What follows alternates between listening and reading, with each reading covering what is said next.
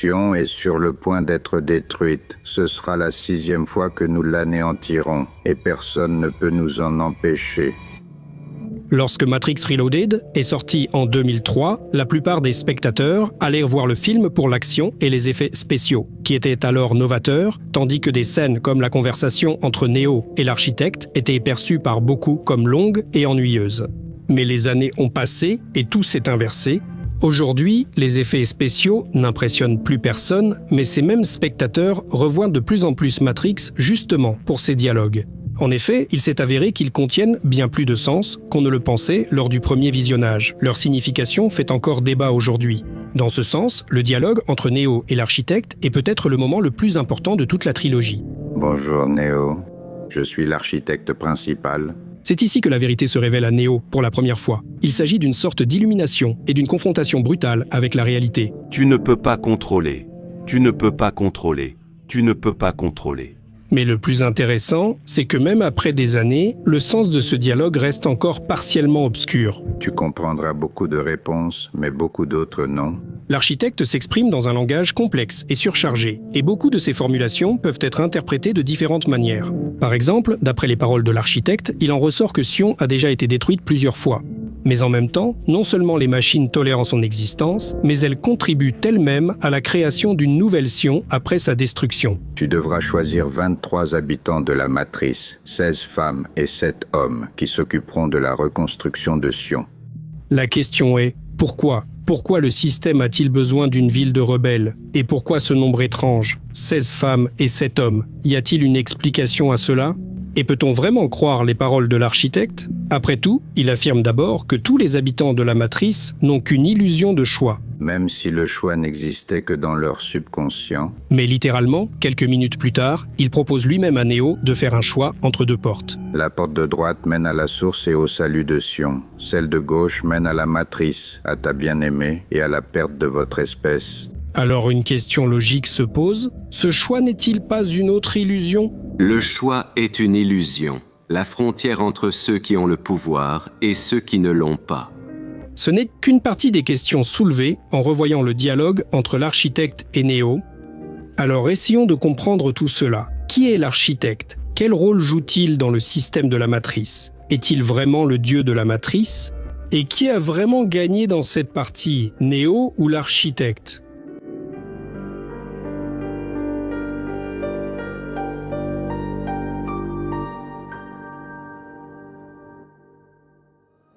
Le dialogue entre Neo et l'architecte marque le sommet du parcours du personnage. Jusqu'alors, il semblait que Neo était vraiment l'élu, celui qui devait sauver l'humanité.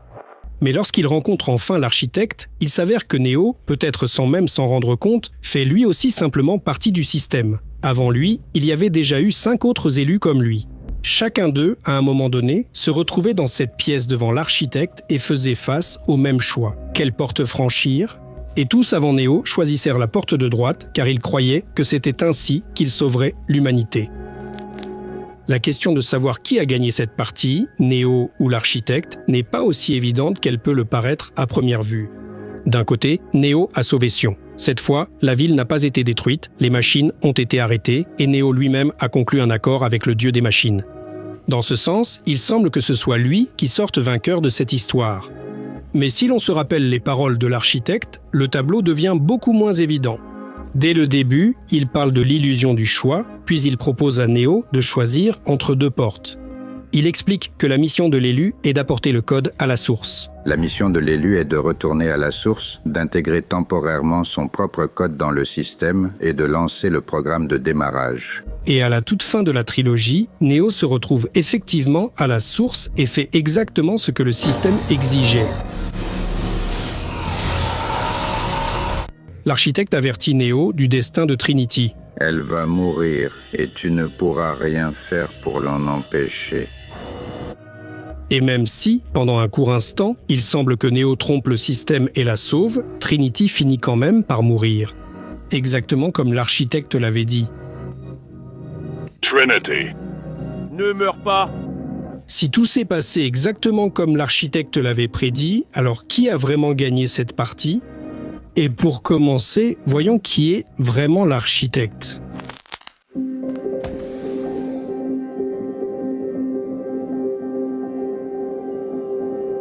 Nous savons que l'architecte est un programme spécial, le créateur de la matrice, c'est pourquoi il est souvent perçu comme une sorte de dieu du système. Certains vont même jusqu'à l'appeler le dieu des machines, mais en réalité, ce n'est pas tout à fait le cas. Oui, visuellement, c'est exactement l'impression que cela donne. Son bureau ressemble à une sorte d'espace divin, une pièce blanche, de nombreux écrans, l'architecte lui-même apparaît vêtu de blanc et parle comme une sorte d'être supérieur. C'est pourquoi tu es ici finalement. Mais si l'on écoute attentivement ces paroles et que l'on se souvient de la structure du monde de la matrice, il devient clair qu'il n'est pas du tout un dieu. En fait, l'architecte est une sorte d'administrateur du système. Sa tâche consiste à veiller à ce que la matrice fonctionne de manière stable, à contrôler ses paramètres et à corriger les erreurs qui surviennent. D'une certaine manière, on peut même l'appeler le comptable du système, celui qui veille à l'équilibre et assure le fonctionnement de toute la structure. Le véritable être suprême apparaît à la toute fin de la trilogie. C'est ce visage immense de la ville des machines avec lequel Neo discute avant le combat final contre Smith. Dans le générique, ce personnage est désigné comme Deus Ex Machina, ce qui se traduit littéralement du latin par Dieu de la machine. Il s'agit de l'intelligence collective de toute la civilisation des machines. Ainsi, on ne peut qualifier l'architecte de Dieu qu'au sein de la matrice. Dans le monde réel, il n'a ni pouvoir, ni même de présence physique. Mais pourtant, l'architecte parle en détail de Sion, de sa destruction et de ses habitants. Et là, une question tout à fait logique se pose. Si l'architecte est un programme de la matrice, alors où se trouve Sion ? Dans le monde réel ou toujours à l'intérieur du système lui-même ? Il est intéressant de noter que les réponses à cette question figurent déjà dans le dialogue entre l'architecte et Neo, mais beaucoup ne les remarquent pas.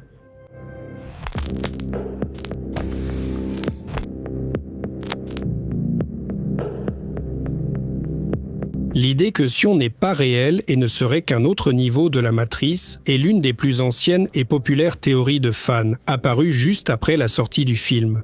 Et ce qui est intéressant, c'est que les débats autour de cette théorie ne se sont toujours pas calmés à ce jour. Cette théorie mérite vraiment qu'on s'y attarde, ne serait-ce que parce qu'elle possède une certaine signification philosophique. En effet, l'une des thématiques centrales de toute la trilogie Matrix est la question du choix et du libre arbitre. Si l'on accepte l'idée que Sion fait lui aussi partie de la simulation, on obtient alors un tableau assez sombre. Le libre arbitre ne serait alors qu'une illusion. Il y a toujours un choix. N'importe quoi. Le choix, c'est une illusion. Et les gens agissent strictement selon un programme prédéfini. Nous le nions, nous essayons de lutter, mais tout cela n'est que simulation et mensonge. Cette interprétation semble assez intéressante et s'inscrit parfaitement dans la philosophie du film. Cependant, elle n'est pas la seule possible et, plus important encore, elle contredit certains faits qui sont explicitement énoncés dans le film lui-même. Par exemple, si l'on analyse le dialogue de l'architecte avec Neo, il ressort presque directement de ses paroles que Sion est bel et bien réel et se trouve en dehors de la matrice. Mais d'abord, nous devons voir si nous pouvons vraiment faire confiance aux paroles de l'architecte.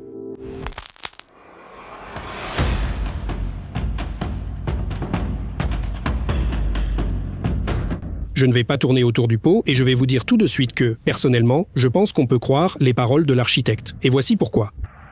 Tout d'abord, dès le début, il parle à Neo de la mort de Trinity, et il s'avère finalement qu'il avait raison. Autrement dit, l'une des affirmations les plus concrètes de l'architecte s'avère être vraie. Deuxièmement, il explique ouvertement comment la matrice est conçue et d'où elle vient, et sa description du système est entièrement confirmée par les événements du film et par les paroles des autres personnages, l'Oracle et Morpheus. Il n'y a aucun signe de mensonge dans ses propos. Aucun moment du film ne montre qu'il ait menti, ne serait-ce qu'une seule fois. Troisièmement, l'architecte n'a tout simplement aucune raison évidente de tromper Neo. Pourquoi le ferait-il ? S'il est le créateur de la matrice, alors Neo ne représente aucun danger pour lui dans ce monde. C'est moi qui ai créé cet endroit. C'est moi aussi qui ai inventé les règles.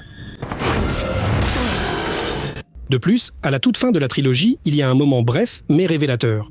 L'Oracle pose une question à l'architecte. Peut-on croire à la promesse de la machine de libérer ceux qui voudront sortir de la matrice ? Vous donnez votre parole. À cela, l'architecte répond. Qui suis-je à ton avis ? Un humain ?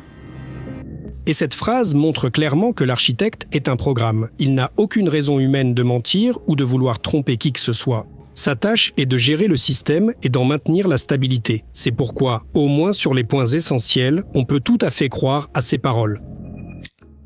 Ceux qui restent enclins à ne pas faire confiance aux paroles de l'architecte font souvent appel à ce qu'on appelle le concept du narrateur non fiable. Cette idée vient de la théorie de la narration, selon laquelle un personnage qui nous transmet une information peut se tromper ou même mentir délibérément. Cela signifie donc qu'on ne peut pas faire entièrement confiance à ses paroles. Pour être honnête, je reste sceptique quant à l'application de ce concept dans ce type d'analyse. Parce que si on la prend comme base, on peut justifier presque n'importe quelle théorie. Il suffit simplement de dire « ce personnage est un narrateur peu fiable et celui-ci est fiable ». Dans ce cas, sur quoi peut-on vraiment s'appuyer pour analyser ? Si tous les narrateurs sont potentiellement non fiables, toute affirmation peut être considérée comme un mensonge ou de la désinformation. Finalement, l'analyse devient un jeu arbitraire d'interprétation où toute théorie peut s'appliquer à n'importe quel contexte. C'est pourquoi, dans cette analyse, je propose de partir d'une hypothèse plus simple et logique. Il faut considérer les paroles de l'architecte comme la vérité. Et à partir de là, essayer de comprendre ce qu'il explique réellement à Néo.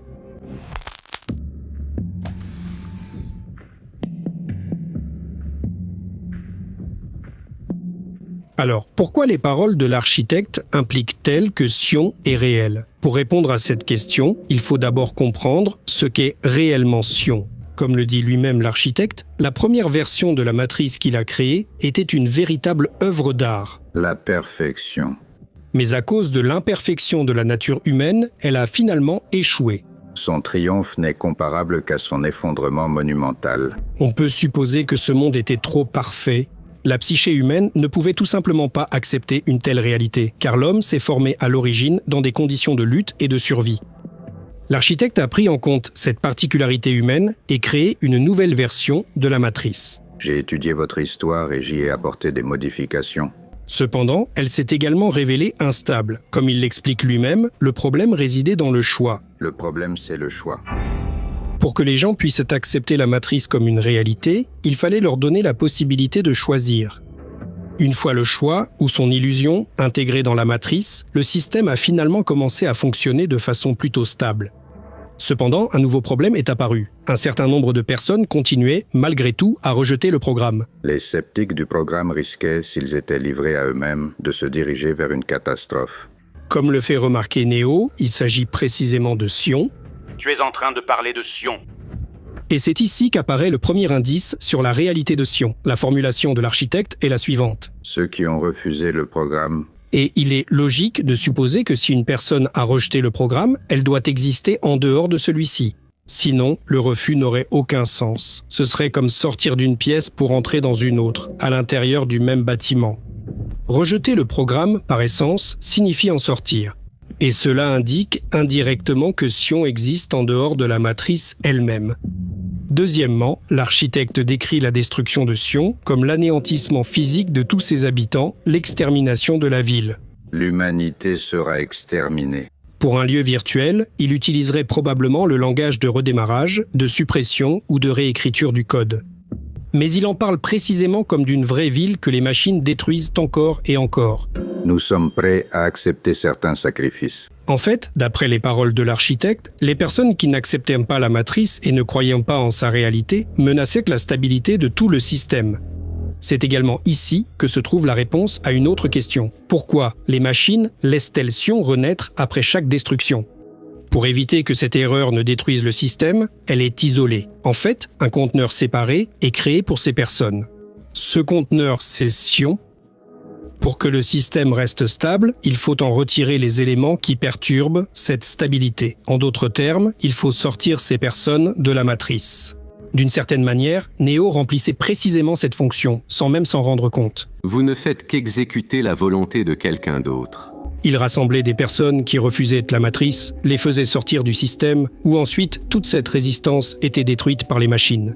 Après cela, l'élu apportait à la source le code nécessaire qui redémarrait la matrice. La tâche de l'élu est de revenir à la source, d'intégrer temporairement son code dans le système et de lancer le programme de démarrage. En fait, il agissait comme une sorte de correctif pour tout le système. Et ce qui est intéressant, c'est que c'est justement l'élu qui a créé le premier Sion autrefois.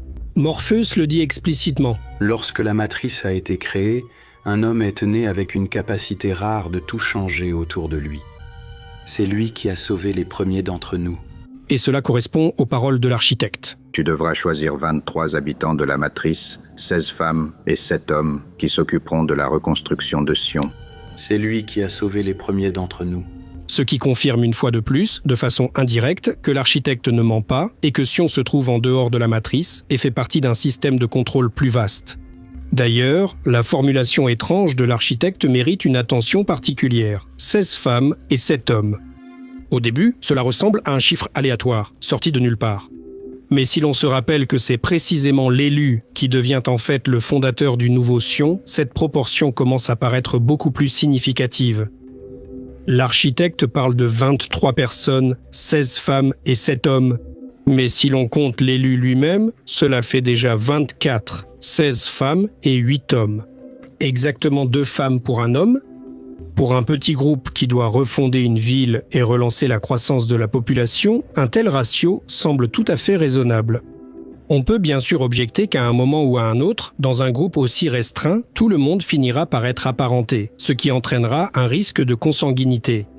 Rappelons un détail essentiel de l'organisation du monde de la matrice. Sion n'a jamais été un système complètement fermé. C'est un endroit où de nouvelles personnes, libérées de la matrice, arrivent constamment. Et pour une petite population isolée, c'est précisément l'apport extérieur de personnes qui jouent un rôle crucial. Il réduit le risque de consanguinité et apporte de nouvelles lignées génétiques. C'est pourquoi même un petit afflux de ces personnes peut considérablement changer la situation. Mais revenons à notre question sur la réalité de Sion. Si Sion n'était en réalité qu'un autre niveau de la matrice, alors la division même entre hommes et femmes, et en plus dans une certaine proportion, n'aurait aucun sens particulier.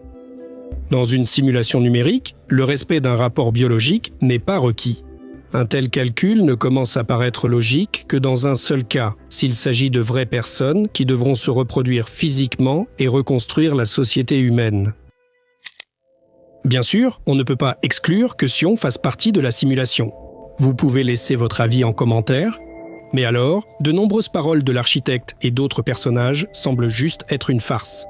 Mais si l'on suppose que Sion est réel, beaucoup de détails prennent alors tout leur sens.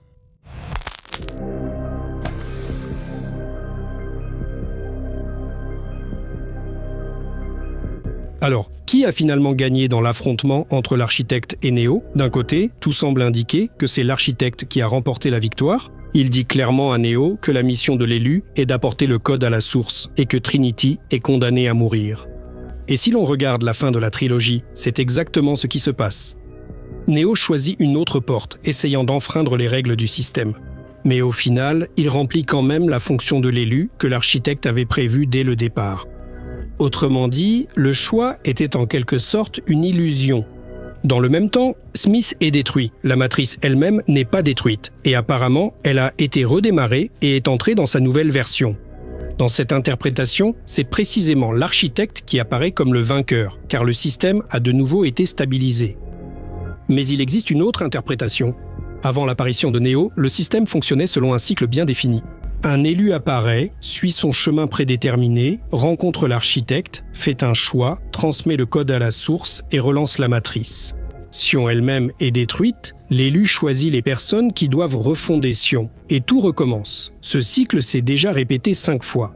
C'est Néo qui, pour la première fois, brise cet algorithme. Il ne prend pas la porte menant à la source. Il choisit Trinity. Ce choix déclenche une toute autre chaîne d'événements. L'existence de Smith représente une menace non seulement pour les humains, mais aussi pour les machines elles-mêmes. C'est pourquoi ils doivent conclure un accord. Pour la première fois, une trêve est instaurée. Dans les cycles précédents, rien de tel ne s'était produit. De ce point de vue, on peut dire que c'est Néo qui brise le cycle infini de la matrice. Et surtout, il sauve Sion. Il l'a fait, Néo l'a fait, la guerre est terminée. Ce qui veut dire que c'est lui qui sort vainqueur de cette partie. Mais il y a une troisième option. Il est possible que personne n'ait gagné. Le système a simplement changé. L'architecte représente le modèle du contrôle absolu, l'oracle, le modèle de l'équilibre. À la fin, une nouvelle configuration apparaît, la matrice continue d'exister, les machines survivent, les humains ont la possibilité de sortir du système, et Sion n'est plus détruite. Ce n'est plus la victoire d'un des camps, mais plutôt l'évolution du système. Mais personnellement, il me semble que ni Néo ni l'architecte ne sont vraiment ceux qui déclenchent ces changements. L'architecte pense qu'il contrôle le système, Néo pense qu'il le brise. mais peut-être ne sont-ils que des pions dans le jeu de quelqu'un d'autre. Et si c'est le cas, alors qui dirige réellement les événements et devient le véritable catalyseur de tous ces changements? C'est justement de cela que je veux parler dans la prochaine vidéo sur Matrix. Si ce sujet vous intéresse, soutenez cette vidéo avec un like. Et si vous êtes sûr de déjà connaître la réponse, écrivez-la dans les commentaires. Peut-être qu'au moment où vous voyez cette vidéo, cet épisode est peut-être déjà sorti. Dans ce cas, consultez la description de la vidéo pour le lien